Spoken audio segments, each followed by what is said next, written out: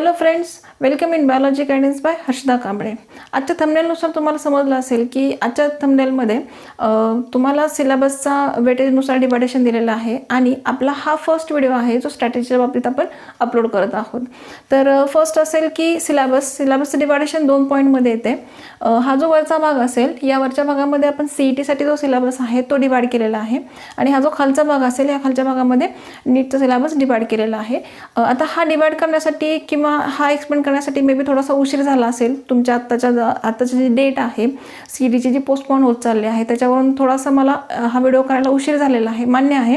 पण तरीसुद्धा ह्या वेटेजनुसार तुम्ही थोडासा याचा अंदाज घेऊ शकता की तुमचा या चॅप्टरमधला कुठला चॅप्टर असा आहे की जो थोडासा वीक राहिलेला आहे. तर त्याचं थोडीशी तुम्ही जास्त रिव्हिजन करू शकता. एक थोडासा अंदाज घ्या आणि पुन्हा एक थोडंसं रिवाइंड करायला सुरुवात करा.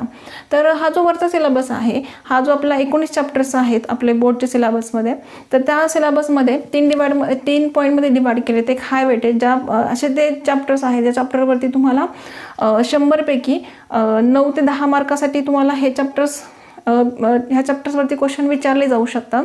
त्यानंतर हा जो मीडियम वेटेजचा आहे ज्याच्यामध्ये तुम्हाला 4 ते 5 मार्क्ससाठी क्वेश्चन विचारले जाऊ शकतात. म्हणजे ईच चॅप्टरमध्ये तुम्हाला 4 ते 5 मार्कचे क्वेश्चन विचारले जातील. आणि त्यानंतरचा लास्ट असेल लो वेटेज, तो ज्याच्यामध्ये तुम्हाला 2 ते 3 मार्कला हमखास क्वेश्चन विचारले जाऊ शकतात. आता त्यातला जो फर्स्ट आहे त्यातला reproduction in plants, control coordination आणि रिप्रोडक्शन इन ॲनिमल्स हे चॅप्टर थोडेसे जास्त वेटेजला आहेत. तुम्हाला माहीतच आहे CETचा पॅटर्न कसा आहे. आपला जो CETचा PCVचा पेपर असेल हा 200 मार्क्सचा असेल. त्याच्यामध्ये 50 मार्क्स आपले फिजिक्सला डिवाइड केलेले आहेत, 50 मार्क्स केमिस्ट्रीला डिवाइड केलेले आहेत आणि 100 मार्क्स जे आहेत ते आपले बायोलॉजीसाठी दिलेले आहेत. तर बायोलॉजीमध्ये तुम्हाला जर आउट ऑफ मार्क्स मिळवायचे असतील तर तुम्हाला या पॅटर्ननुसार जर तुम्ही स्टडी केला थोडासा की कुठल्या चॅप्टरला जास्त वेटेज आहे तर त्या चॅप्टरवरती थोडंसं जास्त कॉन्सन्ट्रेशन करा. आणि जरी तुमचं रिव्हिजन झाली असेल तरी आता जो पिरियड चालू आहे ज्याच्यामध्ये तुमच्या डेट सतत पुढं जात आहे त्याच्यामुळे थोडासा अभ्यासामध्ये डिले पण आलेला आहे. तर शक्यतो तुम्ही जर पुन्हा अभ्यासाला लागत असाल तर जे चॅप्टर महत्त्वाचे आहेत ते चॅप्टर सतत रिवाइंड करण्याचा प्रयत्न करा आणि त्या चॅप्टरवरती सतत मॉक टेस्ट सोडवण्याचा प्रयत्न करा.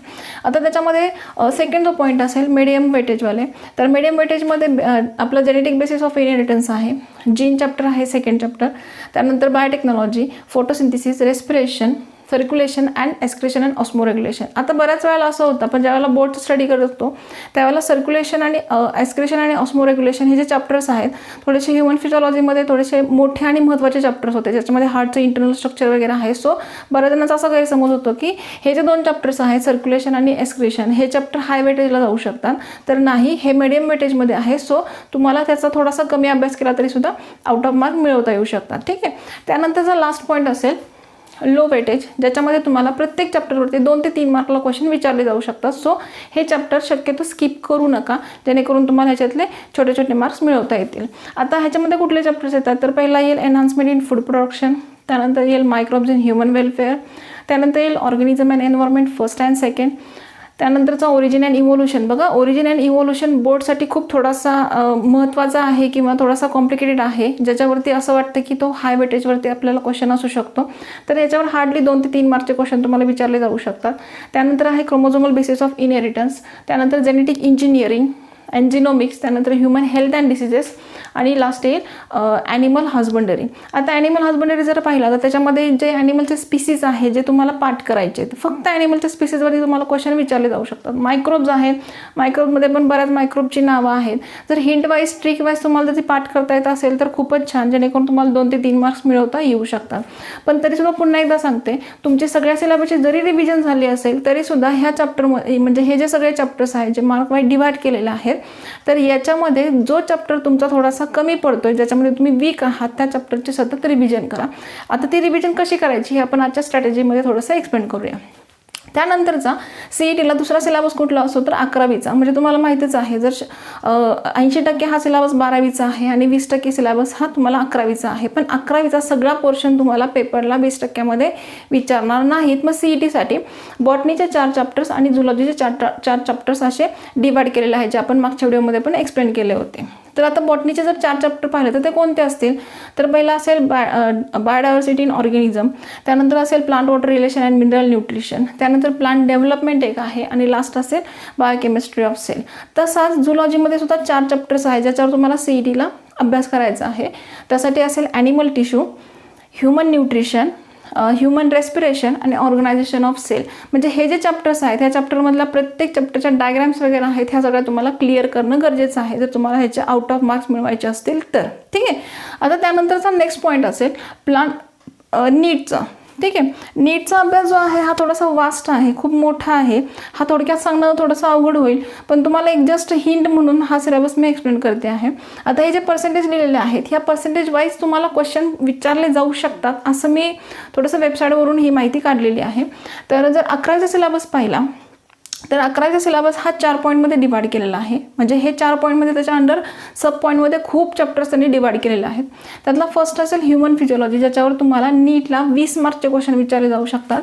म्हणजे नीटचा जो क्वेश्चन पेपर आहे त्याच्यामध्ये एक क्वेश्चन 4 मार्कला असतो आणि CETमध्ये एक क्वेश्चन 1 मार्कला आहे. हे फक्त क्लिअर राहू द्या.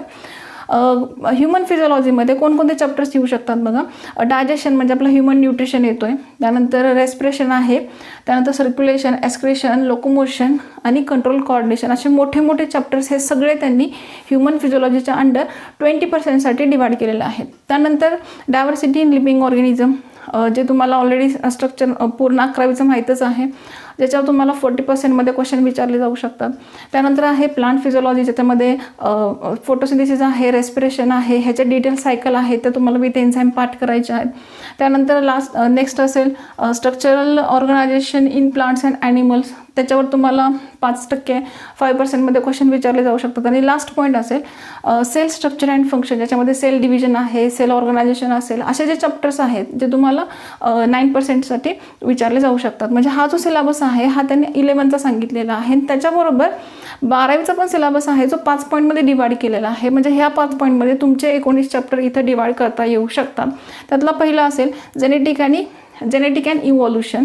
आता जेनेटिक म्हटला तर पहिले 4-5 चॅप्टर आपले पूर्ण ह्याच्यामध्ये जातात. म्हणजे जेनेटिक बेसिस ऑफ इनहेरिटन्स आहे, क्रोमोझोमल बेसिस आहे, जीन आहे, बायोटेक्नॉलॉजी आहे, असे जे चॅप्टर्स आहेत. आता बायोटेक्नॉलॉजी इथे त्यांनी सेपरेट काढलेलं आहे, पण तरी जीनमध्ये जेवढे चॅप्टर जात आहेत जेनेटिक बेसिसमध्ये हे सगळे काय होत आहेत इथं इन्वॉल्व केलेलं आहे. इव्हॉल्युशनमध्ये तुम्हाला माहीतच आहे ओरिजिन अँड इव्हॉल्युशन याच्या अंडर घेतलेला आहे, जो ह्या 2 पॉईंटमध्ये 80% नीटला क्वेश्चन विचारले जातात. सो कॉन्सन्ट्रेशन तुमचं जास्त कशावर असलं पाहिजे, ह्युमन फिजिओलॉजी आणि जेनेटिक्स आणि इव्हॉल्युशनवरती. त्यानंतर नेक्स्ट असेल रिप्रोडक्शन ॲनिमल्समध्ये पण आहे, रिप्रोडक्शन प्लांट्समध्ये पण आहे. ह्या दोघांमध्ये पण म्हणजे याच्यावरती 9% क्वेश्चन विचारले जाऊ शकतात. त्यानंतर बायोलॉजी आणि वेलफेअर, मग त्याच्यामध्ये एनहान्समेंट येऊ शकतो, त्यानंतर मायक्रोब्स येऊ शकतो. असे जे चॅप्टर्स आहेत आपले हे चॅप्टर्ससुद्धा 9% तुम्हाला क्वेश्चन विचारले जाऊ शकतात. त्यानंतर आहे इकॉलॉजी आणि एन्व्हायरमेंट, याच्यावर 6% क्वेश्चन विचारले जाऊ शकतात. आणि लास्ट येतोय बायोटेक्नॉलॉजी आणि इट्स ॲप्लिकेशन 4 मार्क्ससाठी येऊ शकतात. म्हणजे बायोटेक्नॉलॉजीमध्ये इथं काय विचारणार तुम्हाला त्याचे ॲप्लिकेशन्स विचारले जाऊ शकतात. रिसेंटली ॲप्लिकेबलचे जे क्वेश्चन्स असतात, ॲप्लिकेशनचे जे क्वेश्चन्स असतात हे तुम्हाला 4% विचारले जाऊ शकतात. एन्व्हायरमेंट या चॅप्टरमध्ये ऑर्गनायझेशन अँड एन्व्हायरमेंट आपण पाहिलेलं आहे, पिरामिड्स आहेत, एन्व्हायरमेंटल इश्यूज आहेत, कन्झर्वेशन आहे, याच्यावर तुम्हाला 6% क्वेश्चन विचारले जाऊ शकतात. म्हणजे तुम्हाला याच्यावरून अंदाज येईल की नीटचा सिलेबस हा खूप फास्ट आहे आणि तुम्हाला त्याचा जेवढा डीपली अभ्यास करता येईल तेवढा डीपली अभ्यास करण्याचा प्रयत्न करा आणि सतत मॉक टेस्ट सोडवा आणि मॉक टेस्ट सोडवून त्याचे जे क्वेश्चन्स तुम्हाला पुन्हा पुन्हा तयार होतील ते क्वेश्चन्स च्या मुळापर्यंत पोहोचण्याचा प्रयत्न करा. ठीक आहे. आता हा झाला आपला सिलेबस. आता सिलेबस नंतर आपला सेकंड पॉईंट असेल स्ट्रॅटेजी. ठीक आहे. आपल्या चॅनलवरचा हा पहिला व्हिडिओ आहे जो स्ट्रॅटेजीसाठी मी अपलोड करत आहे. आता मी असं नाही सांगणार की मी जे स्ट्रॅटेजी सांगते ती स्ट्रॅटेजी तुमची पण तशीच असली पाहिजे. तुमची स्ट्रॅटेजी माझ्यापेक्षा पण खूप छान असू शकते, पण एक छोटासा प्रयत्न की तुमच्या अभ्यासामध्ये तुम्हाला बायोचा अभ्यास कसा करायचा यासाठी थोडीशी हेल्प. ठीक आहे. आता इथून पुढचा जर पॉईंट पाहिला म्हणजे आजची जे डेट पाहिली तर आजची डेट आहे 9 जुलै बरोबर. आणि आपला नीटचा जो पेपर होणार आहे तो पेपर त्यांनी डिक्लेअर केलेला आहे 13 सप्टेंबर. म्हणजे 13 सप्टेंबरच्या अगोदर CETची परीक्षा होण्याची शक्यता खूप जास्त आहे. म्हणजे आपण असं इमॅजिन करू शकतो की ऑगस्टच्या शेवटच्या आठवड्यामध्ये किंवा सप्टेंबरच्या पहिल्या वीक मिळू शकते. मग जर आपण लास्ट वीकचा जर विचार केला तर लास्ट वीकला धरून जर आपण दिवस काढले तर इथं बघा 9 जुलै टू 9 जुलै टू 9 ऑगस्ट असे टोटल तुम्हाला 31 डेज मिळतील. आणि 10 ऑगस्ट टू 26 ऑगस्ट म्हणजे 26 ऑगस्टमध्ये ऑगस्टचा लास्ट जो वीकेंड असेल तो आपण तिथं पकडलेला आहे. त्याच्या पुढे पण आपण काही दिवस एक्स्ट्रा वाढवू शकतो. तर तसे दिवस तुम्हाला किती मिळतात? 16 दिवस मिळतात. म्हणजे टोटल जर तुम्ही हे केला तर 47 दिवस तुमच्या हातामध्ये आहेत की ज्याच्यामध्ये तुम्हाला फक्त म्हणजे मी आत्ता जो एक्सप्लेन करते हा फक्त बायोच्या सिलेबससाठी स्ट्रॅटेजी असेल. तर हे जे 47 डेज येतील तुमच्या हातामध्ये, तर ह्या 47 डेजमध्ये बायोलॉजीचा अभ्यास कसा करायचा असेल ही स्ट्रॅटेजी माझी असेल. म्हणजे मी तुम्हाला एक जस्ट हेल्प सांगते की तुम्ही ह्या पद्धतीने अभ्यास करू शकता. कराच असं कंपल्शन नाही, पण करू शकता.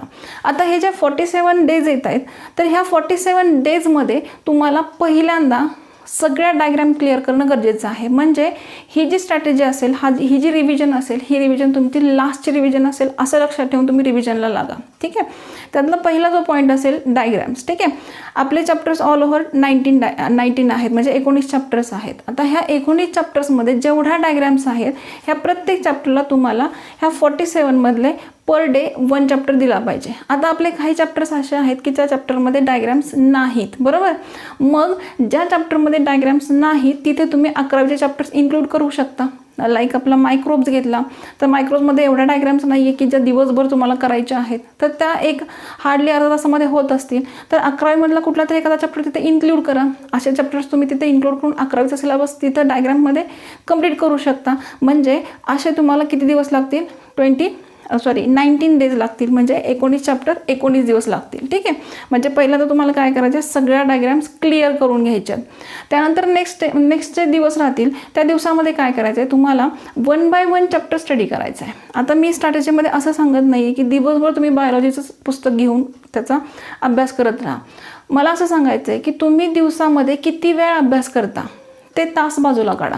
ठीक आहे. आणि त्या तासांचं डिवायडेशन करा. डिवायडेशन असं असेल, समजा एखादा विद्यार्थी PCBवर कॉन्सन्ट्रेट करत असेल तर तुमचा जो स्टडीचा टाईम असेल, स्टडीचे जे हवर्स असतील, तास असतील, ते तास त्या 3 विषयांमध्ये डिवाइड करा. केमिस्ट्री, फिजिक्स आणि बायोलॉजी. ठीक आहे.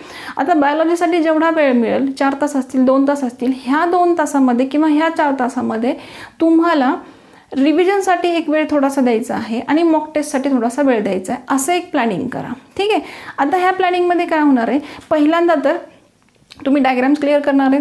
उरलेल्या 19 दिवसामध्ये तुम्हाला दिवसाला एक चॅप्टर घ्यायचा आहे जो तुम्ही ऑलरेडी रिवाइंड 2 ते 3 वेळा केलेला असेल असं मी इमॅजिन करते. आता समजा एखादा चॅप्टर तुम्ही 2 ते 3 वेळा रिवाइंड केला असेल तर तुम्ही ज्यावेळेला लास्टला त्याचं रिव्हिजन करणार आहात तर तुम्हाला जास्त वेळ लागणार नाही. म्हणजे हार्डली एका चॅप्टरला तुम्ही 1 तास दिला तरी चालू शकेल.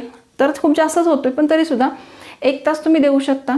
आता त्या 1 तासानंतर तुम्हाला काय करायचं आहे, तुम्ही जो चॅप्टर वाचलेला असेल त्या चॅप्टरवरती एक मॉक टेस्ट सोडवायची. फुल सिलेबस नका सोडू, पण तेवढाच एका चॅप्टरवरती पर डे एक चॅप्टरवर तुम्हाला एक टेस्ट सोडवायची. आता सोडवताना पण हे लक्षात ठेवा की ती परीक्षा किंवा ती टेस्ट सोडवताना तुम्हाला टायमिंग लिमिट हवं आहे. ठीक आहे. टाईम लावून तुम्ही ती सोडवली पाहिजे. आणि शक्यतो टेस्ट सोडवायला बसताना कधीही आन्सर की जवळ घेऊन बसू नका. कारण बऱ्याच वेळेला कसं होतं, एखादा क्वेश्चन नाही सुटला, चला त्याच्यात पहा, टिक मार्क करा, इट्स ओके. तर असं करू नका.